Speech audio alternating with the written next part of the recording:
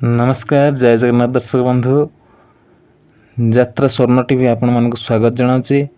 तो दर्शक बंधु आसन देखा 2023-24 नूतन यात्रा वर्ष यात्रा रंगमहल अगस्ट मासर 5टी कैंप संपर्क में आसन जाना। तो दर्शक बंधु वीडियो टी देखा पूर्व जो मैंने चैनल को सब्सक्राइब करना एवं ही सब्सक्राइब कर दिंतु पाखे रास्ता बेल आइकन को प्रेस कर नोटिफिकेशन ऑल रे सिलेक्ट करूँ। तो दर्शक बंधु गोटे कथा कही रखी यही चैनल आगामी आसुवा दिन मानक यात्रा अशोक सम्राट और यात्रा मोहिनी वीडियो अपडेट दिज्व।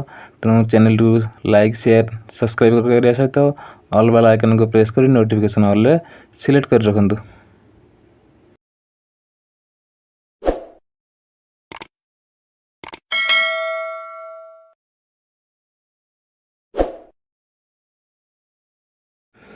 यात्रा रंगमहल तार प्रथम कैंप 6/8/2023 रु 10/8/2023 पर्यंत पीर बाजार भैरवपुर जगतपुर कटक लगाई जाऊँगी। 11/8/2023 रु 15/8/2023 पर्यंत NTPC कणिया अनुगुल ठार तार द्वितीय कैंप लगाई जाऊँगी। 16/8/2023 रु 20/8/2023 पर्यंत बारिहापुर परजंग ढेंकानाल तार तृतीय कैंप लगाई जाऊँगी। 21/8/2023 रु 25/8/2023 पर्यंत जखपुरा जाजपुर रोड तार चतुर्थ कैंप लगे जाऊँगी।